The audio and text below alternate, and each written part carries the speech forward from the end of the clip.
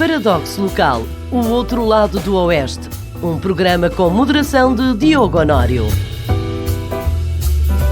Seja bem-vindo a mais um Paradoxo Local, o programa da Benedita FM que procura saber se é mais fácil convencer um político a fazer promessas ou a manter uma promessa. Chamamos à mesa redonda do debate os nossos convidados habituais, Bruno Letra, Nuno Ferreira e José Marques Ralheiro. No programa de hoje vamos seguir pelas estradas portuguesas, dentro dos limites, claro, para abordar duas questões. Começamos por observar os dados provisórios da Autoridade Nacional de Segurança Rodoviária, que aponta Leiria como sendo o distrito que, em 2024, apresentou o segundo maior aumento de sinistralidade grave. Haverá falta de sensibilização ou será falta de credibilização perante este tema? Do outro lado do Oeste, vamos focar-nos na Vila da Benedita para abordar a questão da mobilidade na freguesia. A população debate a falta de iluminação, de ciclovias e ainda dos difíceis acessos aos grandes centros urbanos que nos rodeiam, como é o caso de Alcobaça, Caldas da Rainha e Rio Maior. Enquanto isso, a histórica estrada Dona Maria Pia está desde janeiro de 2024 a ser requalificada. Ficará a obra pronta a tempo de receber as autárquicas agendadas para este ano? É algo que vamos discutir daqui a pouco, porque antes ainda vamos abrir o destacável desta semana.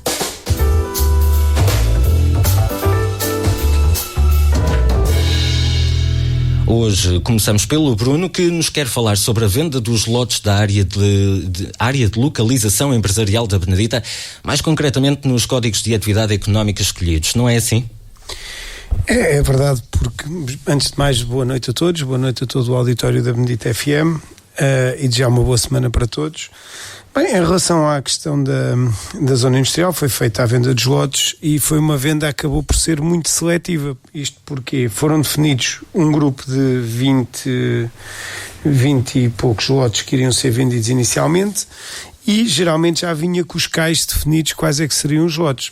E há aqui duas coisas ou três que nos chamam a atenção rapidamente. Uma delas é um dos cais, e eu não faço ideia para quais é que foram as empresas com este CAI concorreram, mas isto, por exemplo, uma das empresas, um dos cais que eles abrem é o CAI de comércio por grosso. E eu agora questiono, quer dizer, tivemos vários anos a lutar por uma zona industrial e logo no lançamento dos primeiros lotes, em vez de ser indústrias, lança-se um concurso para um comércio. Quer dizer, é no mínimo estranho estar a abrir um lote para comércio e atenção, a pessoa até pode ser a fazer a sua atividade e pode ter outros cais que vá desenvolver.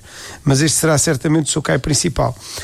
Quer dizer, o que eu acho é uma coisa que nós já consideramos há muito tempo, é assim, os lotes vão ter que ser vendidos, é bom que os municípios falem com os interessados, que haja um estudo, mas parece que neste município quem tem o número de telefone das pessoas certas, as coisas acontecem, se as pessoas não forem lá pedir e não ligarem para as pessoas certas, as coisas não acontecem. Isto é um bocado estranho, quer dizer, eu acho que o que faria sentido era, sim senhor, haver num grupo alargado de lotes, fazer então uma venda como deve ser, porque até podia haver 2, 3 empresas da mesma área que até podiam estar interessadas, quer dizer, isto no fundo o que vai é desvalorizar um bocadinho o valor comercial dos lotes e depois, se os lotes forem vendidos mais baratos, quem fica a perder somos todos nós, todos os municípios que a Câmara ia ter mais encaixe financeiro e ia ter mais capacidade para a segunda fase.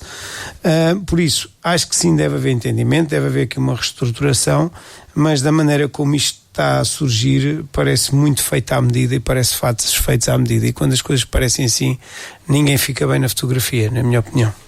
O José quer falar-nos sobre os desafios deste 2025, quais são eles? Boa noite a todos, aos colegas de painel, ao senhor animador, é assim que se diz, não sei. Animador, locutor. Diogo.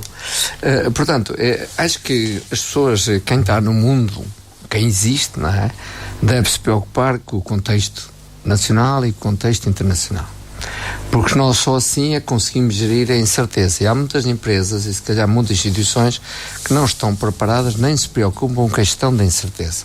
Portanto, a nível global, nós, dentro de uma visão que eu gosto de dizer holística, temos que ver o contexto e temos que ver a conjuntura nacional e mundial. Em termos mundiais, temos o problema da geopolítica e economia, temos guerra na Europa, temos o trumpismo e companhia limitada, depois temos a necessidade de regular a inteligência artificial e, como tudo, tem aspectos positivos, tem aspectos que vão prejudicar muito até a democracia e as eleições. Portanto, é preciso haver uma regulação da inteligência artificial. Temos as alterações climáticas, que muitos gostam de criticar e depois agora está evidenciado nos Estados Unidos. Por acaso, ainda hoje em Lisboa falei com uma californiana, quer dizer, ela também considera, e eu considero, que a incompetência de gestão deste tipo de problema. Como é que casas de 10 milhões de euros, da Paris Hilton e a casa do Tom Hanks, casas não estão protegidas?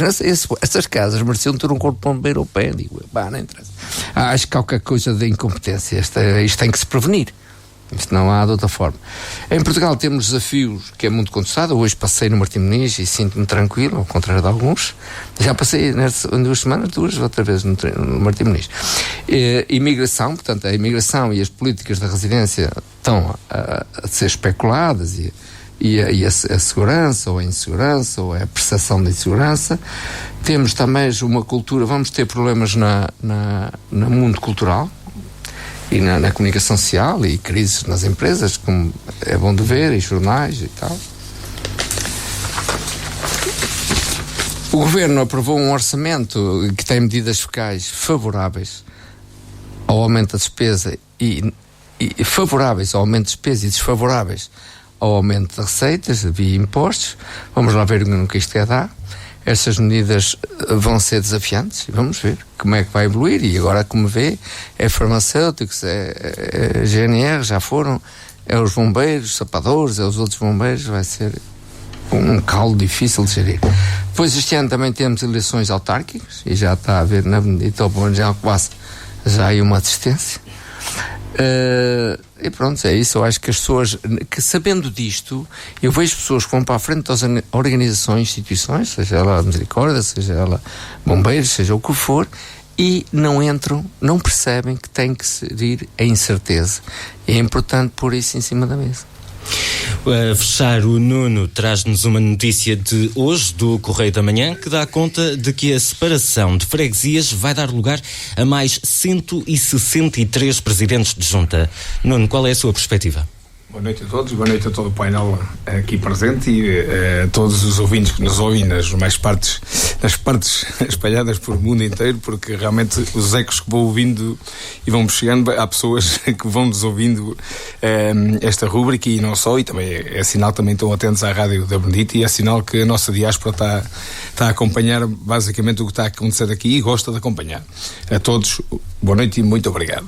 Quanto à situação em concreto, eu lembro que isto foi um projeto de lei na altura que nós estávamos sob assistência da Troika, foi um dos foi a Lei Relvas. Isto chama-se, porque aqui em Portugal também começou-se a habituar a atribuir nomes a quem toma parte dessa decisão, embora seja discutida em Assembleia e seja aprovada na Assembleia, mas o que é certo é que depois identificam os nomes, bem ou mal, não está em questão.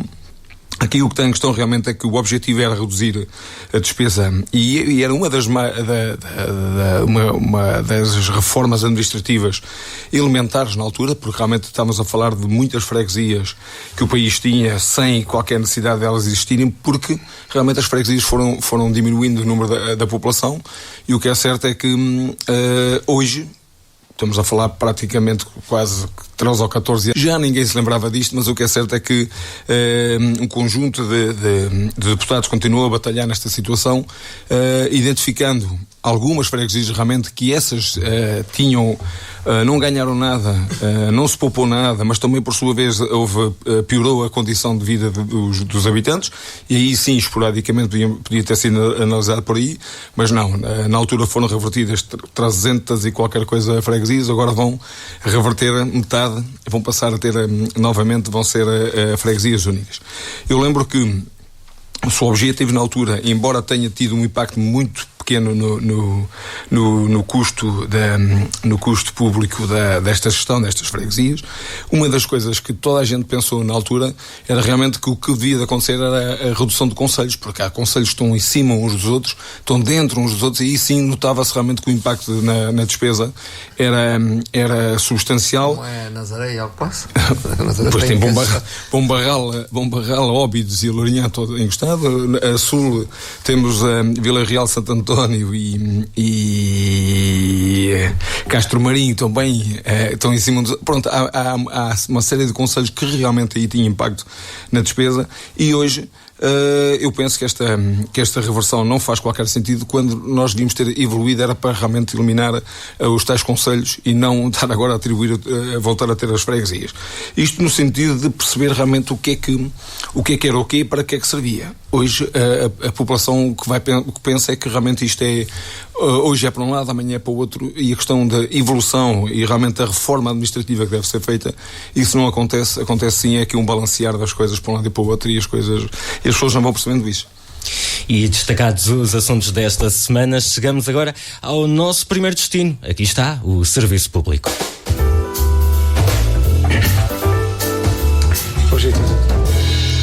Todos os anos, quando se aproxima a época natalícia, começamos a ver surgir campanhas de sensibilização, assim é que é, para que os condutores tomem atitudes mais seguras nas estradas. No entanto, os resultados continuam a ficar aquém do ideal, e entenda-se por ideal a ausência de vítimas mortais. De acordo com os dados provisórios da Autoridade Nacional de Segurança Rodoviária, o Distrito de Leiria registrou em 2024 um aumento de 15,3% de sinistralidade grave, ou seja, acidentes com vítimas mortais e feridos graves. Numa tabela nacional liderada por Beja, Leiria situou-se assim na segunda posição, seguindo-se Coimbra. E se fizermos um balanço do último ano pelo nosso distrito, vemos que foram registados mais de 7.600 acidentes, dos quais só se verificou um decréscimo de feridos ligeiros em comparação a 2023. E ainda assim foram mais de 2.000. No que toca a feridos graves, houve 182, mais 25 do que em 2023, e foram registadas 36 vítimas mortais, mais 4 do que no mesmo ano. A nível nacional, dos mais de 140 mil acidentes registados ao longo do ano, resultaram 475 vítimas mortais, menos 4 que no ano anterior. À margem da apresentação da última campanha de Natal e Ano Novo, o presidente da Autoridade Nacional de Segurança Rodoviária, Rui Ribeiro, terá lamentado o facto de Portugal continuar a ser o país europeu com maior insegurança rodoviária, afirmando que não bastam as campanhas de sensibilização e fiscalizações para reduzir a sinistralidade nas estradas portuguesas. Rui Ribeiro disse ainda, e cito, que nunca se fiscalizou tanto e tão bem em Portugal como nos últimos tempos, referindo que a fiscalização aumentou 80% nos primeiros 7 meses de 2024, face ao mesmo período do ano anterior, e duplicou entre 2019 e 2023. José, se não bastam as fiscalizações e as campanhas de sensibilização, o que é que deve ser feito para reduzir a sinistralidade rodoviária? Muita coisa. Eu acho que nós temos... É transversal. Portugal tem um problema cultural. Os portugueses, se puderem, são indisciplinados, por natureza. Estacionam em qualquer lado, andam à velocidade que lhe apetece. Por exemplo, vou dar um exemplo. Eu agora sempre fui e continuo a ser utilizador da Rodoviária Nacional.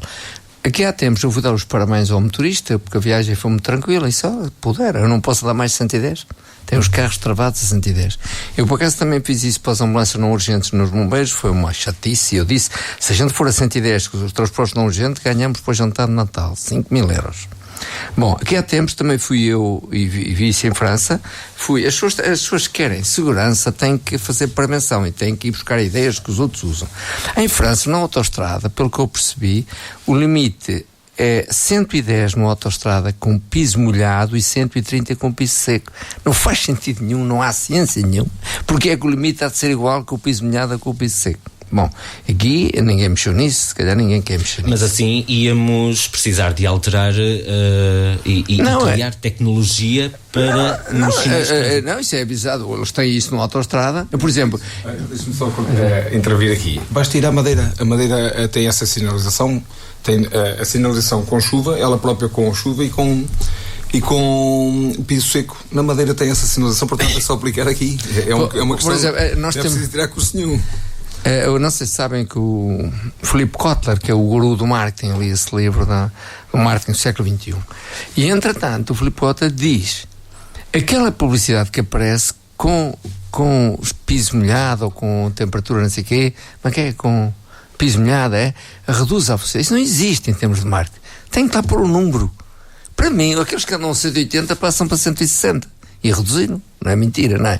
Agora, se eu vou a minha velocidade de autoestrada, digo já que é 110. Bom, é assim, eu acho que a gente tem que aprender, isto tem que meter ciência no processo. E eu, por acaso, fui à Direção-Geral de essa coisa, a Autoridade Nacional para a Segurança Rodoviária, falar sobre isto. Não, escrevi, não me ligaram nenhuma, não preciso.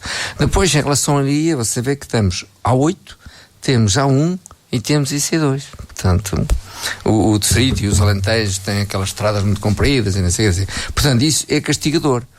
Agora, eu não percebo porque é que esses anúncios, essa velocidade, depois hoje tem os painéis eletrónicos, metem lá. Neste momento eles é que decidem, não, o que está molhado, ou está muito molhado, ou está pouco molhado. Depois temos que, talvez que o desafio, isso é mais para a cidade de Lisboa. Ainda hoje andei num táxi que ele disse-me que cada vez há mais carros em Lisboa, o que está em contradição do que deve ser. Cada vez há mais carros em Lisboa. Então, os carros em Lisboa e o trânsito em Lisboa, a entrada de Lisboa, resolve-se, já disse há tantos anos, até escrevi, sobre o desfazamento de horários. Porquê é que devem estar toda a gente? Porquê é que há pessoas que entram às 8, 8h30, 9 horas, 9h30, 10 horas, e depois à saída é igual? Porquê é que não se faz isso? Ninguém se preocupa, isso é uma solução brutal. Para resolver o problema de Lisboa é resolver o problema das entradas. E pronto, estamos nisto. Eu acho que continuo a dizer que é um problema cultural, as pessoas não assumem. Estabelecer o objetivo, que é de reduzir a sinistralidade em tanto por cento. Aliás, como eu uma vez escrevi por causa dos incêndios, o objetivo dos incêndios devia ser arder menos, penso que era 100 mil metros quadrados, 100 hectares, 100 hectares de terreno. Se definirem esse objetivo, eles têm que arranjar maneira de o cumprir. Não se definem objetivos, a sinistralidade tem que ser esta. Ora bem, tem que ver, e não é só a fiscalização, e também há muita gente a conduzir em carro. E depois também há aquela coisa que eu, por exemplo, não percebo porque é que as pessoas que têm cartão humano têm lá o laranja, aquele ovo de salada. Antigamente existia, as 90 horas, porquê é que não tem? Porquê é que não tem? Eu sei há pouco tempo 2 acidentes com malta na cidade. Não quer dizer que os velhos também não os tenham, não é? Mas enfim, é o que me oferece dizer sobre isto.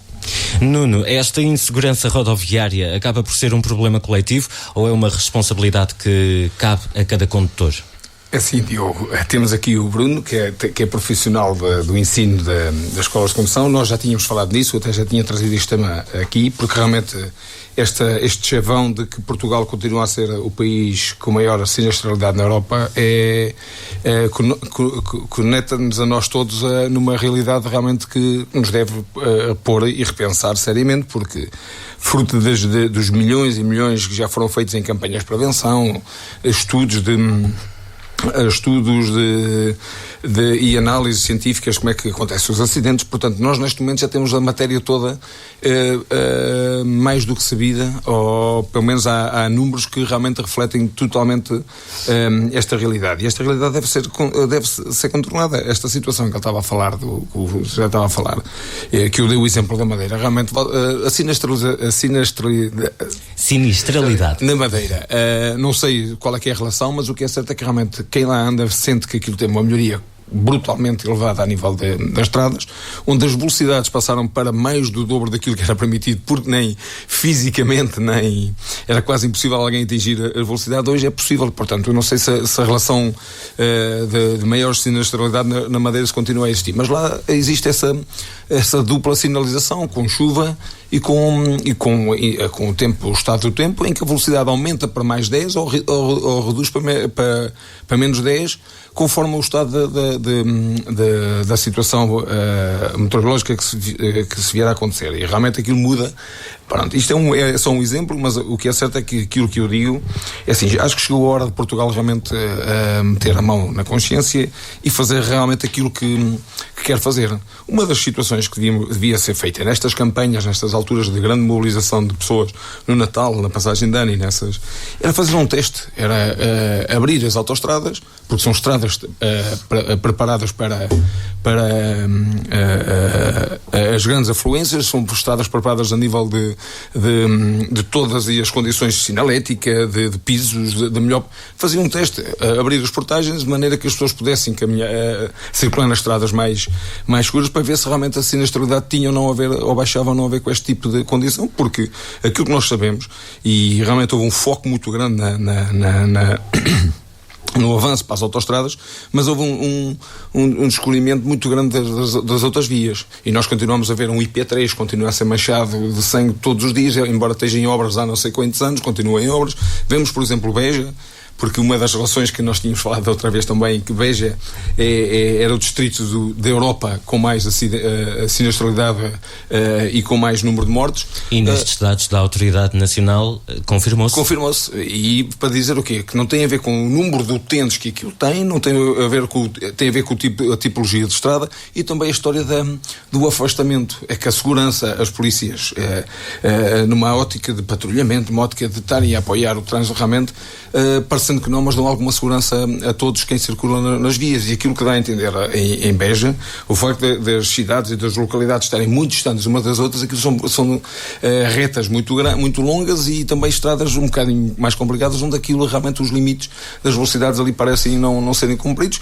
Mas o que é certo é que todos nós sabemos, e hoje qualquer pessoa que conduza hoje um carro com as tecnologias que vêm já de fábrica, vem com uma tecnologia brutalmente, e a nível de segurança brutal, com os ABS, com cintos de segurança, com airbags, com piscas, com luzes, já com apoio à condução defensiva. Portanto, eu continuo a dizer que para além da parte cultural, temos que efetivar mesmo essa situação na realidade e não só na teoria. Bruno, já que o Nuno tinha avançado, tendo aqui ligações ao ensino da condução, eu perguntava-lhe se acha que há necessidade de reformular o ensino nas escolas de condução. Bem, eu conseguia estar horas a falar sobre isto, porque a sinistralidade rodoviária é a minha paixão. Mas vamos aqui falar isto realmente, a questão da sinistralidade rodoviária e todo o ambiente rodoviário vai assentar em 3 áreas: na formação, na construção e concessão das estradas, na fiscalização e na legislação. Bem, vou começar por mais simples, quer dizer, a fiscalização, como o responsável da ANSR diz, nunca se fiscalizou tanto, e pelos vistos não é a fiscalização que passa pela solução. É parte importante, é importante haver a fiscalização, mas se calhar a solução não é uma fiscalização com radares escondidos e com o chamado caça à multa, que depois ninguém vai levar a sério. Depois partimos para a parte da legislação. Há pouca coragem para mexer nisto. Por exemplo, o limite de velocidade de 120 km/h vem da década de 60, em que a única autoestrada que havia era Lisboa-Vila Franca. E se nós entrarmos num carro com 40 ou 50 e tal anos e pusemos o carro a 120 numa autoestrada com 2 faixas, quer dizer, e hoje compararmos os mesmos 120 numa autoestrada com 3 faixas, iluminada e por aí fora, o que é que fazemos? Vamos criar uma coisa que é, quando a lei não está de acordo com a realidade, muitas vezes as pessoas começam a desvalorizar a lei que existe. Por exemplo, no caso da Alemanha, nós temos autoestradas em que em determinadas zonas não há limite, mas nas zonas onde há entradas, viadutos, pontos ou túneis, passa para 100 a hora e toda a gente respeita. E depois há as outras zonas onde a determinadas horas, e desde que a autoestrada seja iluminada, tenha condições, não há limite. E não há mais autoestradas, não há mais acidentes nas autoestradas da Alemanha do que em Portugal. Por isso a legislação também tem que ir de acordo com as realidades que existem hoje. Depois passamos então para a sua construção e concessão.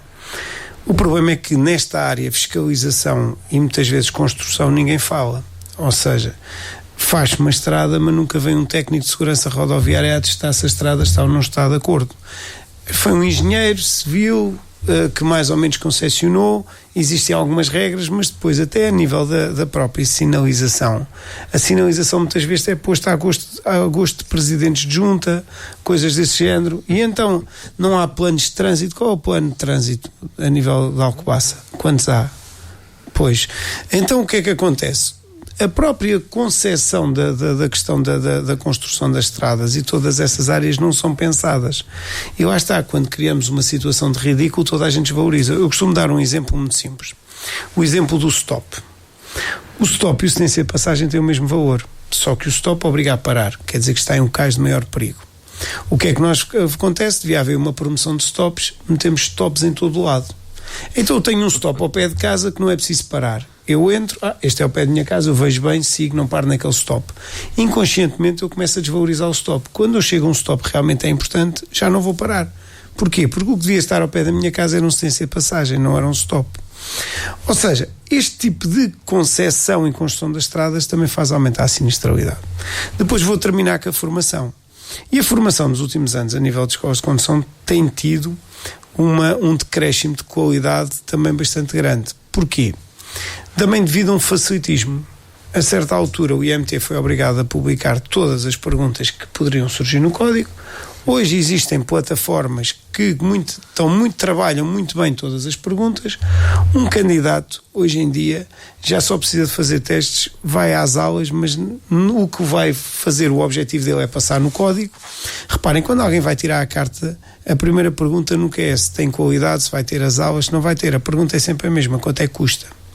Quando nós usamos esta questão como uma questão económica, como sendo a única questão de decisão, vá lá, no Covid houve outra questão, que é quanto tempo é que demora, mas quando passamos a ter só estas duas questões, começa a ser difícil. Eu, por exemplo, entre escolas de condução, já há escolas que eu acredito que muitas vezes o código vão ser fazer testes, que é a única coisa que há alguns. O próprio curso instrutor, hoje em dia, da forma como é concebido, tem pouco de código da estrada, tem mais de organização de escola de condução do que código. Os próprios instrutores, quando estão a tirar o curso, não estão a aprender o código propriamente dito, pois alguns já não vão conseguir ensinar. Eu ainda sou da altura que uma grande componente tinha a ver com o código da estrada, e tudo isso. Eu dei aulas de código, hoje já dou muito menos, mas dei aulas de código muitos anos, puro e duro. Porquê? Porque nós não sabíamos que perguntas é que iam sair, o que é que ia sair, como é que ia ser. Hoje não, facilitou-se. Há alunos que às vezes, e conheço colegas meus que contam histórias dessas de outras histórias, de alunos que vão entrar. E no outro dia aconteceu isso com um aluno de Leiria em Porto de Mós, que ia entrar num sinal, numa rua que tinham proibido de estacionar, e ele diz: eu não posso entrar nesta rua porque o sinal não me deixa. E eram proibidos de estacionar. Reparem, depois as pessoas vão tirar a carta. Atenção que os acidentes, a maioria não acontece com eles. Porque isto também há aqui outra questão. A carta aos 18 anos é um erro a nível de formação, porque é a pior idade para as pessoas tirarem a carta de condução. É quando vão para a universidade, é quando têm a viagem de finalistas, é quando tudo está a acontecer, partem a formação a meio. Se a carta começasse aos 17 anos, dava para ser feita com mais tempo e mais consolidada. E isto era mais importante. E os pais tinham tempo para também se passar o seu saber.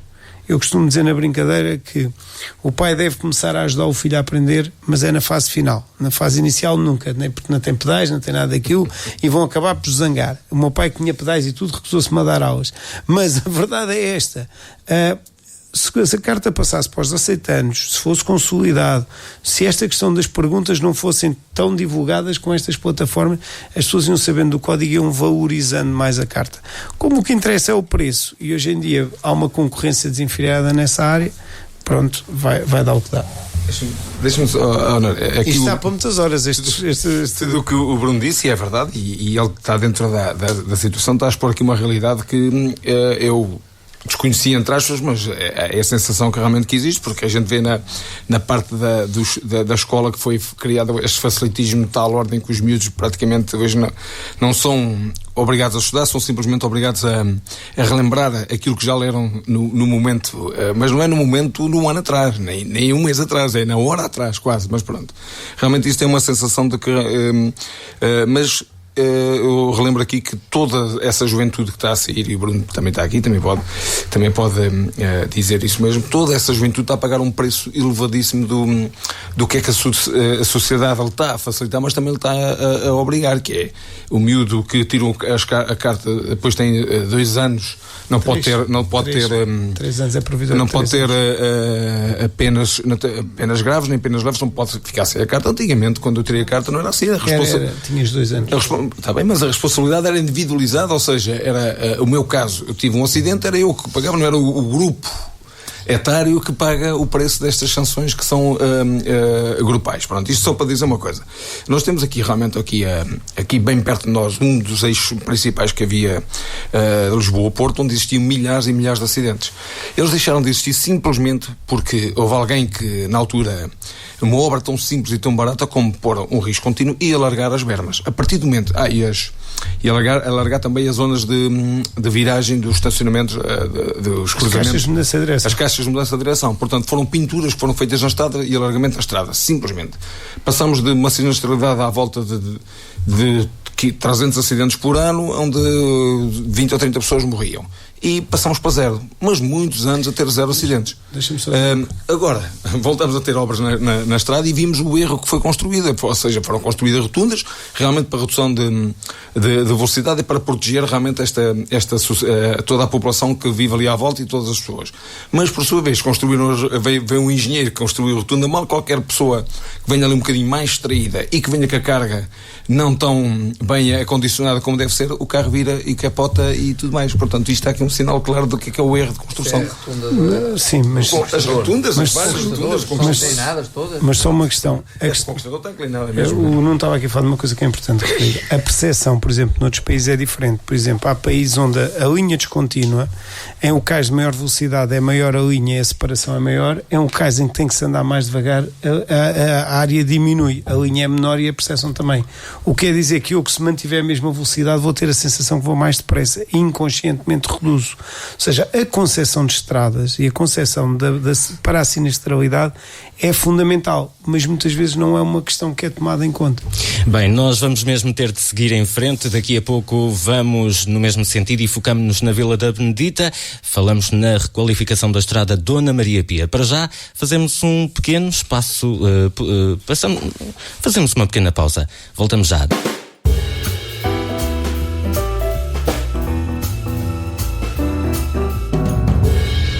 Estamos de volta para a última parte deste paradoxo local. Na semana passada, a Rádio Benedita FM avançou que, ultrapassados alguns obstáculos, a intervenção na estrada Dona Maria Pia, na Benedita, deverá avançar no início deste ano. Pelo menos foi essa a garantia deixada pela Presidente de Junta, Maria de Lourdes Pedro, que fez um balanço dos percalços com que a obra se tem deparado, afirmando que, apesar deles, a requalificação tem corrido bem. Vamos recuperar essas declarações. Não tem sido nada fácil.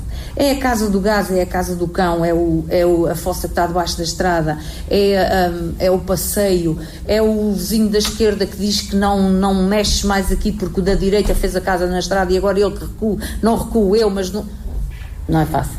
Mas posso dizer que está a correr bem. Será feito a primeira camada de bituminoso até à ponte, a seguir à ponte. O último desafio no princípio de janeiro, da ponte para lá. Sublinhe-se que o projeto de requalificação do troço que liga a Avenida Padre Inácio Antunes aos Freiros, orçada em cerca de 800 mil euros e que inclui a construção de uma ciclovia, teve início em janeiro de 2024, contando com o contributo dos residentes. E é à boleia desta notícia, sabendo que não só de uma estrada se faz uma freguesia, que vamos analisar a questão dos acessos da Benedita. Pela comunidade discutem-se preocupações relacionadas com a falta de iluminação, de ciclovias ou de passeios nas zonas envolventes à vila. Também há algum tempo que se abordam questões que não implicam apenas com a vontade dos beneditenses, como é o caso dos acessos aos grandes centros urbanos que nos rodeiam, concretamente Alcobaça, Caldas da Rainha e Rio Maior. Nuno, comece por si. Faz sentido que os contributos dos residentes sejam recolhidos no decorrer da requalificação de uma obra? Neste caso de uma estrada? Claro que não. Esta obra é assim, a Presidente da Junta falou muito bem, tem sido complicado e pronto, mas não era obrigado no sentido da forma como foi conduzido todo este processo. Até porque até hoje ainda não se viu projeto nenhum. Tu falaste agora em 800 mil euros, foi a primeira vez que eu ouvi falar no número redondo, porque até hoje nunca houve apresentação de projeto. Diz que há um projeto, mas esse projeto nunca foi apresentado a ninguém, simplesmente pode ter sido apresentado à Junta e ao Executivo da Junta, mas a Junta nunca o publicou. O que é certo é que é assim, este projeto, elas na altura quando foram falar com os moradores, disseram mesmo que era um projeto da Câmara e que a Câmara tinha pensado e idealizado, ou seja, notou-se realmente que foi algo trabalhado nos gabinetes da Câmara, foi algo trabalhado com o desconhecimento da realidade, porque, como ela está a dizer, e bem, foram lá encontradas fossas que não deviam ter sido encontradas, ou as fossas já deviam ter sido eliminadas.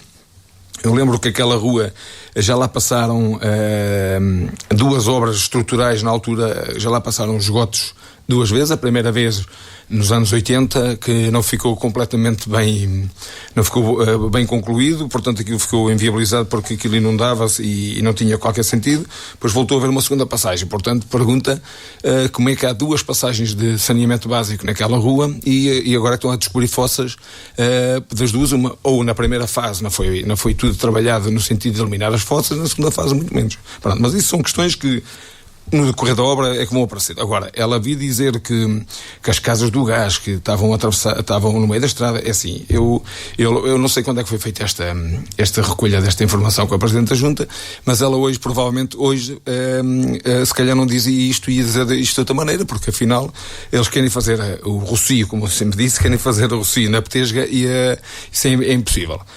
O que é certo é que, pronto, posto isto, estamos na primeira fase a terminar a primeira parte, onde toda a gente já viu como é que vai ficar a Dona Maria Pia.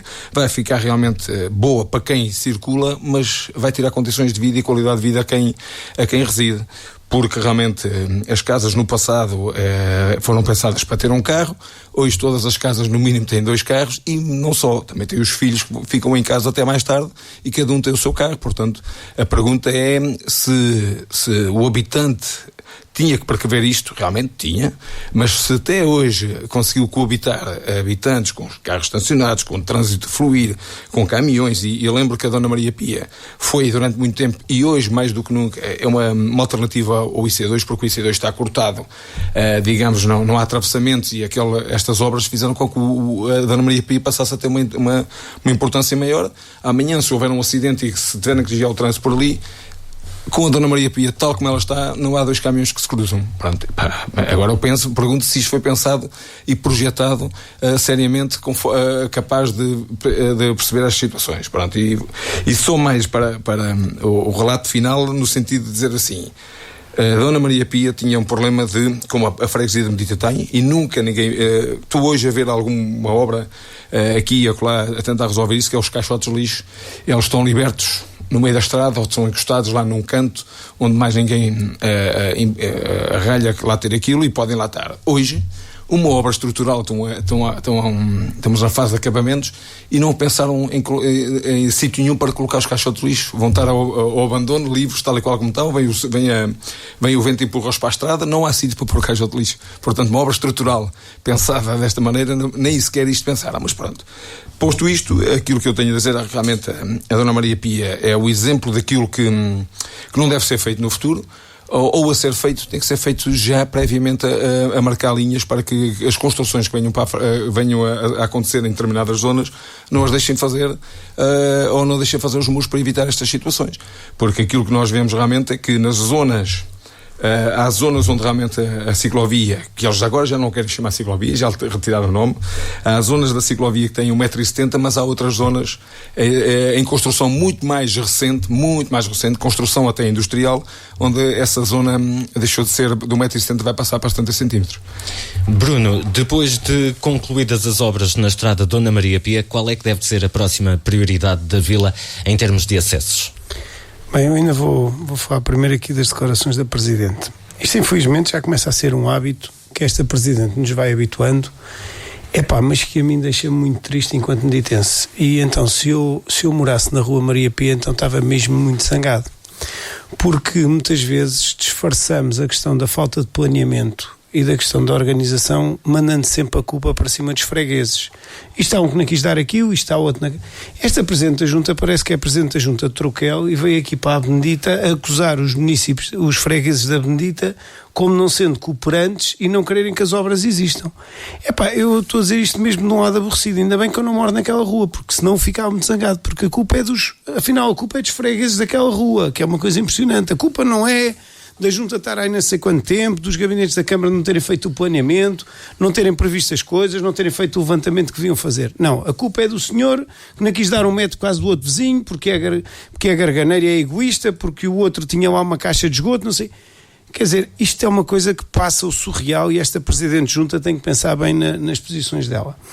Relativamente à questão que estávamos a falar, já do tempo em que eu fui candidato à Junta aqui contra o Nuno e o Nuno contra mim, que acho que foi mais ele que foi contra mim na altura, já na altura ambos prometíamos e falávamos desta preocupação que é os lugares da Benedita estarem ligados à Benedita. Vamos para a Ribafria, não temos passeios, não temos zona pedonal. Se formos para a Zambujeira, quer dizer, nem zona pedonal nem esgotos, nesse caso, que ainda continua sem haver. Ou seja, e o que faz falta muito aqui na Benedita é zonas pedonais para as pessoas poderem se deslocar. Nós temos uma filosofia que toda a gente tem que andar de transportes. É verdade que os transportes são gratuitos, isso é verdade, os escolares, neste caso para as crianças, mas a verdade é que faz falta zonas pedonais e vimos muita gente a caminhar no meio da estrada, e agora até com a questão dos imigrantes isso ainda aumentou mais, a questão das trotinetes, a questão das bicicletas, tem sido áreas de mobilidade que têm aumentado muito aqui na freguesia. E se há 12 anos, foi há 12 anos já, se há 12 anos era urgente haver estas, continua a ser urgente, e quem lá está estes anos todos, em vez de se preocupar com isto, a culpa é do freguês X e do freguês Y, e vamos aqui a esta coisinha, e esta freguesia infelizmente nunca vai andar para a frente com este tipo de discurso e com este tipo de pensamento. José, que melhorias, a seu ver, é que podem trazer requalificações como esta que está a acontecer na estrada Dona Maria Pia? O que é que elas podem trazer de bom ou mau para a comunidade beneditense? Acho que podem e devem trazer de bem. O que acontece é que isto é um sonho muito sonhado, não é? Isso há quantos anos falam nisto? Assim, é um sonho muito sonhado, mas os locais só queriam mesmo alcatrão, não queriam este caviar. Isto é caviar. Agora, resta saber até que ponto é que vai interagir com toda a gente. Nós já vimos, daquela vez que falámos aqui no PDM, na gestão do território e tal, isto tem sido muito anárquico. É evidente que agora, no fim das pessoas fazerem a casa com os alinhamentos que fizeram, tentar, isto no fundo é encobrir, tapar o sol com a peneira, não é? Porque eu compreendo as pessoas que moram ali. Agora, o que é certo é que, provavelmente, há 30 anos, se lhe dissessem que só pode-se construir este alinhamento, se calhar também era outra guerra. Mas, enfim, se planeamos, podemos falhar, se não planeamos, já falhamos. Então, isto tem muito a ver com a gestão do território, etc. É evidente que a Benedita é pouco... Como é que se diz? Pouco pedonável, ou nada pedonável. É incrível, as pessoas vão para a Ribafria. Há muita gente que não tem consciência do perigo que corre. Sobretudo pessoas que não têm carta e que não têm carro. Não sabem os riscos que estão a correr. Andam ali, passam de um lado para o outro. Já fui à Ribafria. Às vezes, em certos percursos, a gente tem que cumprir o que está escrito. A gente é vir de frente aos carros, não é? Mas há curvas, se a gente vai vender o carro, os carros cortam muito a curva, a gente fica na curva, não é? Bom, moral da história, eu espero que isto se corrija e que as pessoas consigam os objetivos, mas temos que pensar a sério na gestão do território, no planeamento de cada freguesia, dos lugares e sítios onde se pode fazer, onde pode fazer.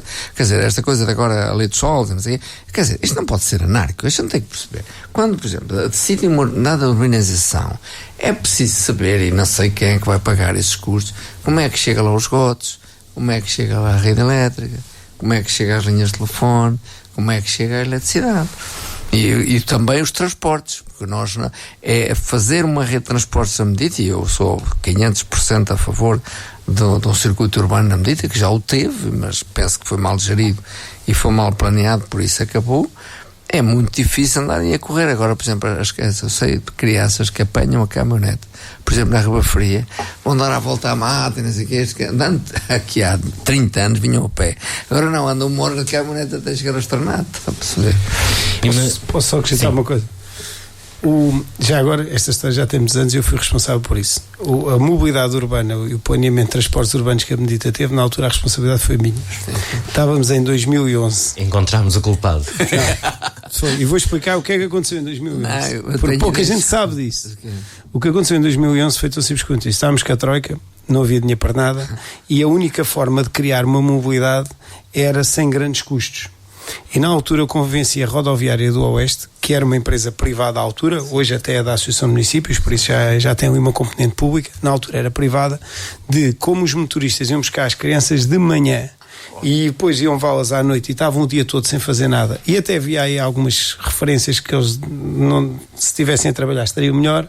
Convenci a Rodoviária do Oeste a gratuitamente fazer um transporte de mobilidade urbana Claro, o que é que fazia? Começava às 9 horas, acabava às 5. A Benedita ainda tinha muita gente com transportes que não precisava dessa, e começavam a dizer: os autocarros andam vazios, para que é que andam aí? Mas a verdade é que aquilo era gratuito para o município e foi a única forma de o fazer, porque se fosse a pagar ou a pagar 10 ou 20 ou 30 mil euros, como era pago em Alcobaça para existir o Achita, ou 30 ou 40 mil como o Toma em Caldas, se calhar conseguimos fazer uma rede muito mais alargada, a melhores horários, com tudo. Mas às vezes o ótimo é inimigo do bom. Num pormenor que na altura eu reparei, do senso comum e do que eu penso, um transporte só existe, só vale a pena se eu vier da Riba Fria às 9 da manhã e às 11 horas já consegui estar na Riba Fria. Tem que ter 2 horas de intervalo. Se o transporte tem muito tempo de intervalo, as filhas, vai ao filho, vai comigo à farmácia, vai lá que não sei o quê. É que se não tem, não é atrativo. Ou seja, uma mulherzinha de 80 anos apanha um autocarro, vem para aqui, e depois só pode regressar, nem pode vir fazer o almoço para os filhos ou para os netos. Não, mas ele durante essas horas ia existindo. Ele ia existindo durante o período. Ele não andava, era fora dos períodos. Sim. Depois das 5 e antes das 9h30 que não havia, porque essas horas eram as horas que estava a fazer o transporte das crianças. Mas na altura foi uma tentativa, se calhar até chegou cedo demais à Benedita, não sei, ou então se calhar a Benedita vive bem sem essa mobilidade. Esta ideia na altura, eu compreendi a ideia e até fui um dos defensores, porque realmente agora pecou, foi porque as pessoas não ganharam o hábito de, ou seja, quando começaram a ganhar o hábito, aquilo desapareceu. Mas pronto, mas hoje nós já falamos disto aqui, está aqui o Bruno, se não falou, que é assim, estamos novamente a falar na paragem dos autocarros e na garagem dos autocarros, e volto a dizer que estamos neste momento com uma população nova, pessoas que imigrantes vieram para cá trabalhar, tão habituados minimamente a transportes públicos lá, e aqui não tem nenhuma alternativa. Eles hoje já se começam a ver outra vez de trotinete, de bicicleta elétrica e de carros, portanto vamos perder mais uma oportunidade geracional de habituar ao transporte público de uma vez por todas, transportes públicos. Mas eu outro dia, por acaso, tive uma experiência. Eu há anos que não ando em transportes públicos no Conselho de Alcobaça, e eu precisava de ir para Alcobaça, liguei para 3 ou 4 carros meus, não havia ninguém que me pudesse vir aqui passar para me dar a boleia, e alguém me diz: olha, mas há um autocarro que passa aí da Rede Expressos, passa aí em Troquel e segue. E eu pensei: olha, vou apanhar o autocarro e vou ver como é que é, e foi uma experiência agradável, por isso. E não ficou, gostou um euro e qualquer coisa, mais ou menos. Essa habituação e acima de tudo as alternativas. Mas o que é certo é que realmente aquilo que nos falou aqui foi a mobilidade pedonal, e isso a Benedita tem uma carência brutal. Basta olhar para a nossa avenida, onde andam centenas de pessoas a pé, e elas vão no Alcatrão. Porquê? Porque a calçada é acomodativa para quem caminha e os médicos não recomendam. E o nosso anterior presidente Paulinense, tantas vezes falou na requalificação da avenida, pelo menos falou aqui nesta casa, falou pelo menos umas 5 vezes que eu tenho contado. Mas pronto, o que é certo é que ela não se dizem, sendo que o vereador das obras é o atual presidente. Sendo que o vereador na altura era o atual presidente, pronto, e preferiu fazer uma intervenção profunda na Dona Maria Pia, em vez de intervencionar a avenida, que era muito mais barata e era muito mais saudável para todos, acredito eu. Mas já as lombas preferiram também fazer assim. Exatamente. Já entendi que este tema dá pano para mangas. Ainda teríamos aqui mais espaço, talvez 1 hora, quiçá, para falar sobre as estradas portuguesas. De qualquer modo, já percebeu, não vamos ter as notas finais de hoje, porque é preferível falar sobre os temas que importam à nossa localidade.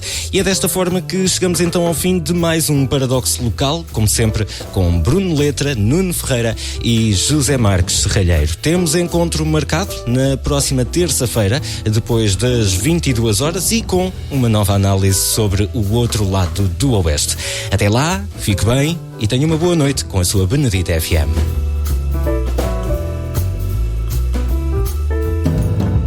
Paradoxo Local, o outro lado do Oeste. Terças às 22 horas, com repetição ao domingo ao meio-dia. E a qualquer hora em podcast em beneditafm.pt.